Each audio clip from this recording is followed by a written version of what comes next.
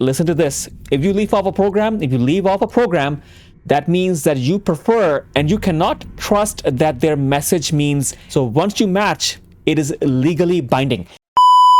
All right, Future Doctors, this is Dr. Khan. It's match week coming up and it's crunch time. And you are probably working on your rank order list. So today we are going to break it down, how to rank your programs, what not to do, and why trusting the algorithm is the way to go. And I'm going to go over a few graphs that I pulled together that will help you understand if you are more of a visual learner. All right, the first things first, rank every single program that you are willing to go to. Listen to this. If you leave off a program, that means that you prefer going unmatched over attending that program. So basically, you will go unmatched but not go to that program. Now, that is a huge decision.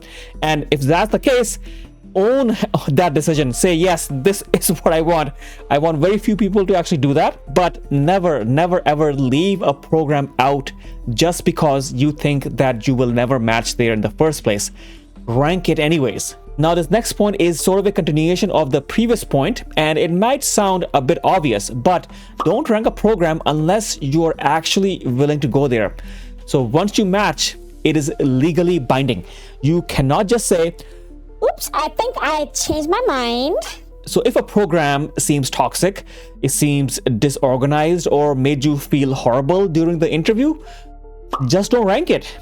Matching there might be worse than actually going unmatched. So read the contract before ranking. So that is a consideration for you. On the whole, I do not want people to not rank a program because I all want you to match, get your residency, get some good training, and then progress with your career. Okay, I want to show this chart. Now, this estimates success chance based on rank order list strategy. So estimated success chance over here, 80% over here, and let's say 50% over here. Strong applicants, okay, you have it great. All right. Average applicants, you are in the middle somewhere. So keep this in mind. If you are an average applicant, you must rank as many programs as possible. Rank all the programs that you interviewed at.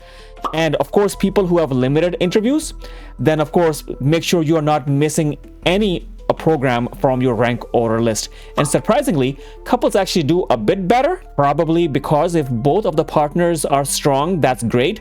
Or if one is very strong and they're pulling the other partner up, so couples match actually gets you some benefit. Next point is probably the most important point, and here is the golden rule.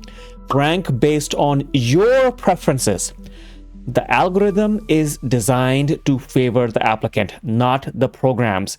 If you feel with all of your understanding that this is the best program for you, then rank that program the highest on your list. Even if a program feels as if it is out of your reach, rank that program high if it is your top choice.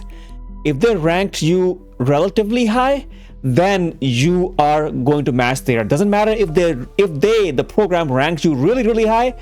But if you ranked them high and they also ranked you maybe somewhere in the middle or even lower, you will match at that program that did not want to rank you too high, right? So it works in your favor. Then I want you to make sure that your rank order list is filled up with a diverse group of programs. For example, some programs that are Ivy League, stupendous programs, make sure they're on the list. Some programs that are mixed community and university programs, have a mixture, but of course go by your preference where you want to go.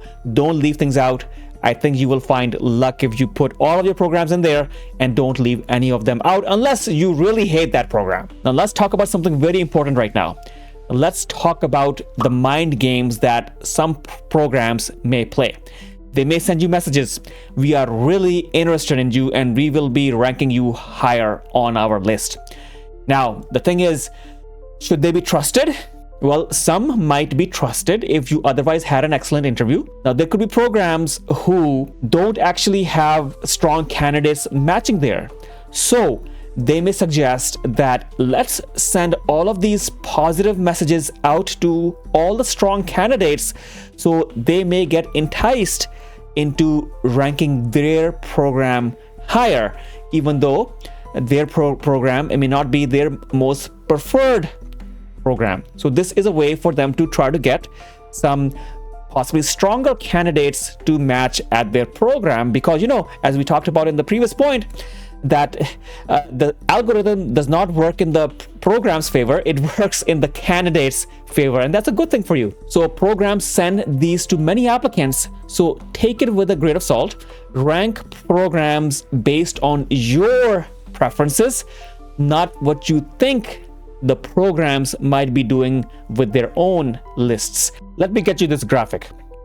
So your top choice, most candidates get their top choice. Candidates then get their second choice, third choice, fourth choice. So ranking your first choice is your surest bet of getting the program that you want. So keep this in mind. A different aspect you may want to look at while deciding which program to rank: the culture. Did you really like the vibes? The location, does it really work for you? Faculty support. The faculty seems very accommodating and friendly. Prestige has been known to be a small point because, you know, residency training is generally the same all over. However, prestige itself may not be the best factor for you to consider. And work-life balance, it made a spot in there, but I don't consider that to be a strong aspect. You need to work, you need to study, you need to struggle a little bit in your residency so that you are actually ready for the real world. And this next point is very important, and I don't want you to be the person who is scrambling to submit at 11:59 p.m. on the list submission day. The R3 system has crashed before due to last minute uploads and overloads. So you don't want to run that risk. So submit early, triple check your rankings, and confirm your submission in the R3 system much before, at least a couple of days before the deadline. So keep this in mind. And if you do this at the very end, you are bound to make mistakes. So at least have this already at least 1 week before you actually need to submit. And then people ask me this question a lot, that should you be communicating with the program? So a lot of candidates, they just send messages and emails that, hey, I really like your program and I want you to know that I will be ranking you the highest on my list. So that is okay, fine. Thousands of people are sending the same messages, but those are not good messages.